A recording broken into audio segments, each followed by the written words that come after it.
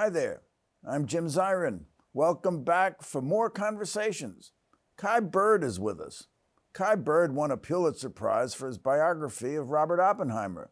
The book, written with the late historian Martin Sherwin, is entitled American Prometheus, The Triumph and Tragedy of J. Robert Oppenheimer. It is the inspiration for the hit movie starring Cillian Murphy in the title role. Oppenheimer, known as the father of the atomic bomb project at Los Alamos, New Mexico in the 1940s, became a victim of the McCarthy hysteria in 1954 when an ad hoc board revoked his security clearance. Oppenheimer's story led Senator J. William Fulbright in a speech on the Senate floor to say, "Let us remember not only what his special genius did for us, let us also remember what we did to him." Sticking with biography as his muse, Kai is currently working on a new biography of disgraced lawyer fixer Roy Cohn. Kai is also a distinguished lecturer at the CUNY Center for Biography. We are pleased to welcome Kai Bird to the program. Thank you, Jim. It's a pleasure to be here. Well, congratulations on your book. Many weeks #1 on the New York Times bestseller list, years after its initial publication. 18 years after its publication. It's a miracle. They finally discovered you. Pulitzer Prize, film, the top grossing biopic of all time, $900 million. Up there week after week with Barbie. Did you ever think it would come to that? No, it's most improbable. Barbie and Oppenheimer, but why not? Now, what is it about the story of Oppie that is so intriguing to so many people? Well, I think he symbolizes, some very relevant issues in our own times. Nuclear weapons. I noticed today in the newspaper, in the New York Times, there's an interview with the Finnish president warning about how the Russians might actually come to use tactical nuclear weapons in the Ukraine. So this is a really relevant issue. And Oppenheimer himself was the father of the atomic bomb, but he then went on to warn us against relying on these weapons. And then there's also the issue of McCarthyism. He became the chief celebrity victim of the McCarthy era. And we're still living with the seeds of that politics. It's a very divisive politics, and McCarthyism, and you mentioned Roy Cohn. These men planted the seeds of our Trump era divisive politics. And then there's the issue of science and technology. We're on the verge of another revolution in artificial intelligence and medical breakthroughs, and we need more scientists as public intellectuals. And that's what Oppenheimer was, but he was stripped of his ability to be a public intellectual in that 1954 trial. Now, you've written a number of biographies in your career. In fact, you mentioned in the same breath with the iconic American biographers, David McCullough and John Meacham and Robert Caro. Why does biography matter? Why do you think biography is the proper medium for a story like this? Well, I'm glad you asked that. I think personally, it's just biography is the best vehicle for conveying human stories, history. People can turn the page when they're reading about one person's life because they can be empathetic about that small life. But the life itself is always complicated, and it tells a larger story. And if you choose the right subject, Oppenheimer is a fascinating figure, you learn a lot of history along the way. So it's a compelling medium. And here at City University, I lead a biography center, the Leon Levy Center for Biography, which is a unique institution. Our job is to promote the art and craft of biography in the academy and by giving fellowships largely to working biographers. So tell us, how did you get involved with the project of J. Robert Oppenheimer so many years ago? Well, my first biography was on John J. McCloy, a powerful Wall Street lawyer here in New York. And he was a friend of Oppenheimer's. And so in the course of writing about McCloy, I did a little research and had to write about Oppenheimer as well. And then my second biography was on McGeorge Bundy, and he too was a friend of Oppenheimer's. And that book came out in '98, and by that time I was friends and colleagues with Martin Sherwin, a great historian. And Marty had been working on Oppenheimer since 1980. So 19, 20 years later into the research, he had accumulated 50,000 pages of archival documents and done 150 interviews. And he hadn't written a word. He hadn't started to write. So he came to me. He was a funny guy. He knew I was unemployed in between projects. I hadn't landed on a new book project. So he came to me and he says, Kai, I want you to join me on this Oppenheimer project. And if you decline, my gravestone is going to read, he took it with him. Meaning lots of research, no book. No book. So he persuaded me that it was a great topic and that we could collaborate together. And it turned into a wonderful partnership. Let's just pause for a moment. Oppenheimer, I think you'll agree, was a complicated and flawed, in many ways, individual. And your other subjects, or some of your other subjects, let's start with McCloy. McCloy was a lion of Wall Street. At the same time, he was responsible probably for the Japanese internment. He was responsible for the decision not to bomb the railroad tracks leading to Auschwitz. That's right. Yeah. Bundy was an American Brahmin from Boston. So was his brother. And we can thank them for the Vietnam War in many ways. So are you intrigued with people who have a tragic flaw? I'm intrigued with these individuals who explain how power works in America. And, lawyers are very key to answering that question. They play a major role. But yes, I think people that have been involved in powerful decision-making roles in Washington and Wall Street, they inevitably end up making some errors and mistaken judgments. And so, yes, Bundy, I thought, was a fascinating figure because he was a liberal, former Harvard dean, national security advisor to Kennedy and Johnson, a very smart guy. But he got us into Vietnam. He was one of the major architects. And so I wanted to figure out what happened there. And likewise, McCloy, he was a symbol of the American foreign policy establishment. But then, as you mentioned, he was closely associated with and defended the internment of the Japanese Americans during World War II. And he was the guy who refused to bomb Auschwitz in 1944. And, he was associated with all sorts of other controversial decisions. So it was fun writing about these men. Likewise, Oppenheimer is, endlessly mysterious. He's very complicated.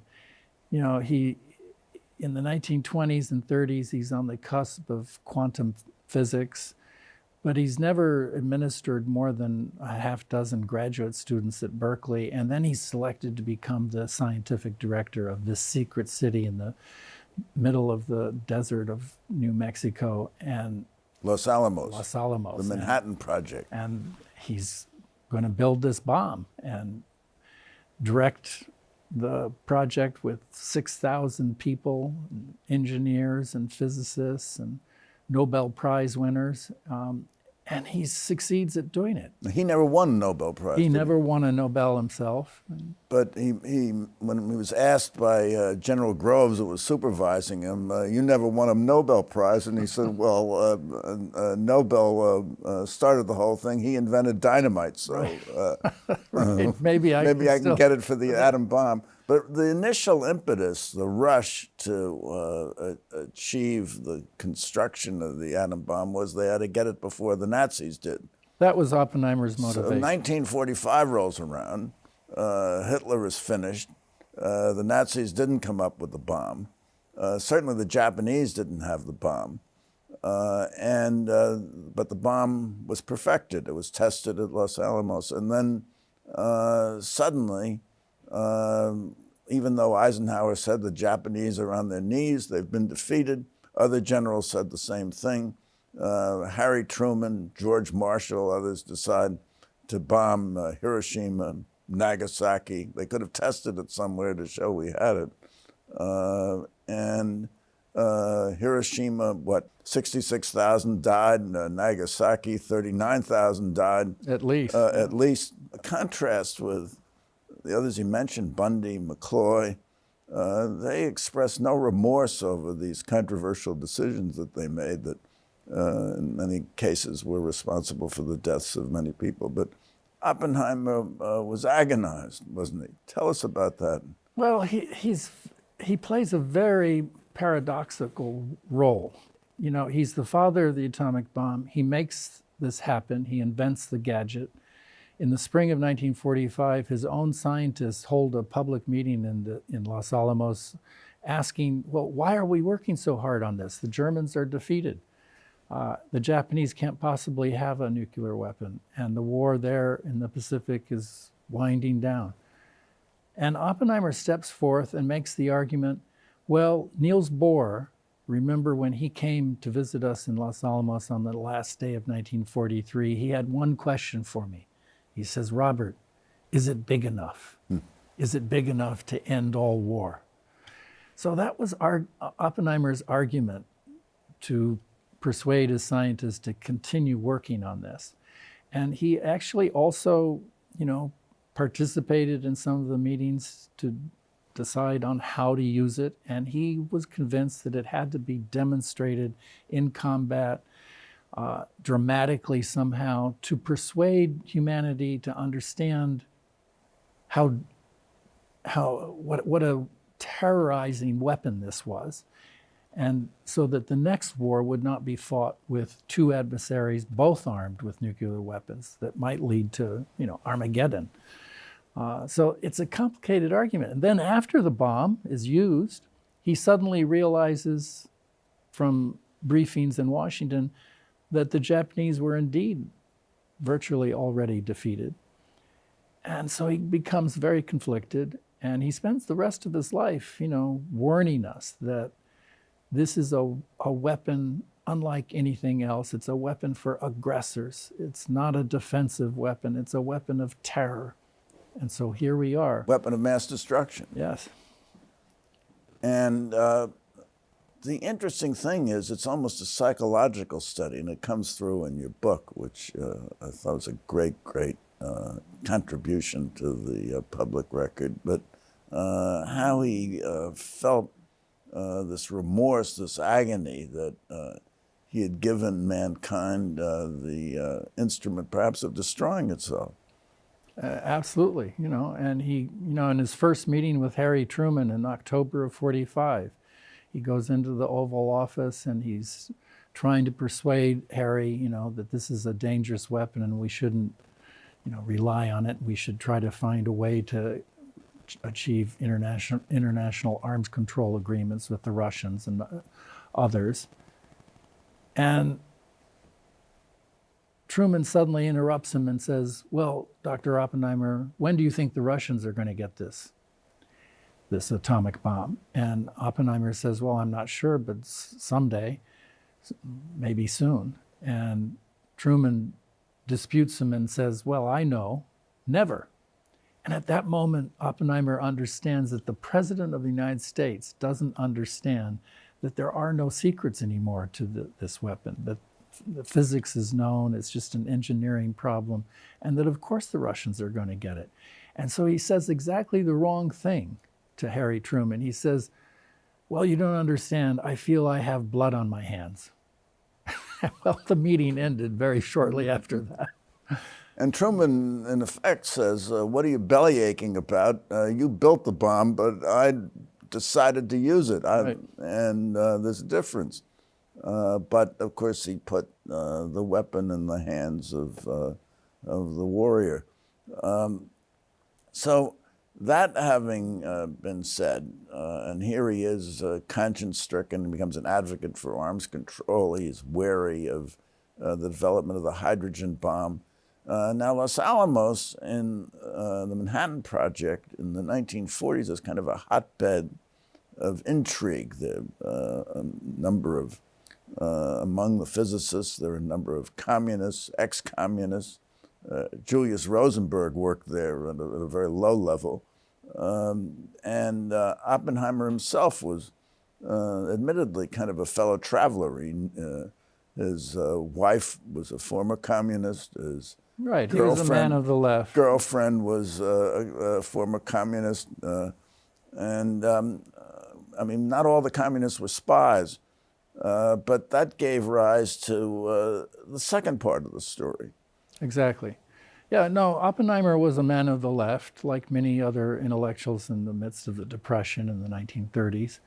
But we argue, Marty and I came to the conclusion that he never actually joined the Communist Party. He was on the fringes of its activities. He gave money to projects supported by the CP. But he certainly never spied. He never did anything like that. His brother was a communist. His brother was a member of the Communist Party. He also worked at Los Alamos. And he also worked at Los Alamos. Kitty Oppenheimer, his wife, was a former Communist Party member. So for all of these reasons, after the war, simultaneously, Oppenheimer was coming out publicly against building the hydrogen bomb. He thought that it was ridiculous to build something even bigger, even more destructive. And that earned him many political enemies inside the Washington defense establishment, and specifically the animosity of Louis Strauss, the chairman of the Atomic Energy Commission, appointed by Dwight Eisenhower. And so in 1953, Strauss and others used Oppenheimer's left-wing political history in the 1930s and early 40s against him. And but their real motivation was to bring him down, in the words of Edward Teller, to defrock him in his own church so that he couldn't have any standing as a public intellectual speaking out against nuclear weapons. And so they were going after him because he was opposed to the hydrogen bomb. But they used his left-wing political affiliations against him and had this secret trial that went on for a month and violated their own procedures in order to strip him of his security clearance. And then they leaked the transcript of what had occurred during that month. And he became a national pariah and sort of the chief celebrity victim of the McCarthy era. And what interests me about it is that Oppenheimer really didn't have to go through with the trial. That's right. He could have walked away. He could have walked away. Einstein told him to walk away. Right. And Strauss didn't have to do it either because his security clearance was about to expire. And if you doubted the loyalty of J. Robert Oppenheimer, he was simply a consultant to the Atomic Energy Commission, so you could stop giving him work. Right. And it wouldn't have been the humiliation. So then you have the scenario, which you have referred to in the book as two scorpions in a bottle killing each other because Oppenheimer was really finished. And it led to Strauss being rejected as Secretary of Commerce after confirmation hearings just a few years later. So they were both destroyed in terms of their public persona, their public reputation. And for what? It really, you wonder. But this had all the elements in a way of Greek tragedy, didn't it? Oh, it was very dramatic, that trial, and then what happened to him afterwards. And there were attempts, of course, to sort of rehabilitate him later. And President John F. Kennedy, one of the last decisions he made before he went off to Dallas to be assassinated was to decide that Oppenheimer should be given the Fermi Prize, a $50,000 medal and award as for his scientific contributions. And of course, President Johnson went through with the awards ceremony in the White House. So there were, people understood that what had happened to Oppenheimer was a tragedy and a miscarriage of justice. And it's something, as I said, we're still living with, because you see very few scientific experts these days performing as intellectual policymakers. Scientists are suspect. We saw this during the recent pandemic, where public health officials were questioned. Dr. Fauci. Dr. Fauci, the same demonized. thing. Yeah, so, and I trace this back to what happened to Oppenheimer as a scientist, as a public intellectual in 1954. And he was discredited, and that sent a message to all scientists, beware of getting out of your little narrow lane of expertise, and beware of talking about policy or politics. And that's a terrible burden for a society that is like ours, drenched in science and technology and facing all sorts of difficult public issues, decisions on how to use this technology. We need this expertise, but scientists are distrusted in our society, and that's a tragedy. So now, how do you relate all this to Roy Cohn? Well, in 1954, Roy Cohn was chief counsel to Senator Joe McCarthy, and he actually persuaded McCarthy to try to subpoena Oppenheimer to come and force him to testify about his links to communism back in the 1930s. And the Eisenhower administration actually prevented this from happening, because they thought that McCarthy would mess up any such hearing, and they had plans for dealing with Oppenheimer with this secret security hearing. So they sent over Vice President Nixon to tell Roy Cohn and Joe McCarthy to back off. So I thought that was fascinating.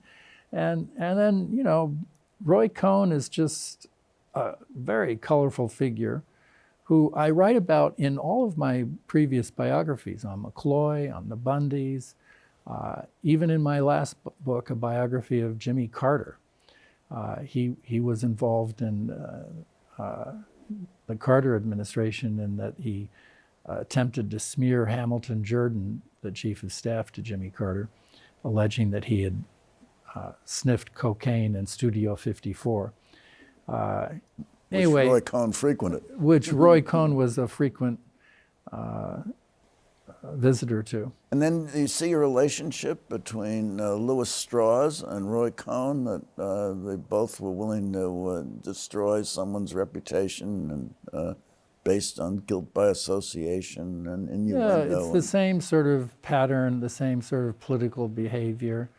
And then, of course, Roy Cohn comes back to New York in the mid-50s and becomes a lawyer, and becomes a lawyer to all 5 mob families in New York City. And then in 1973... More than just a lawyer. I mean, they had meetings in his office because they thought the FBI wouldn't bug a lawyer's office. And right. He attended, when they got rubbed out, he attended their funerals and professed grief.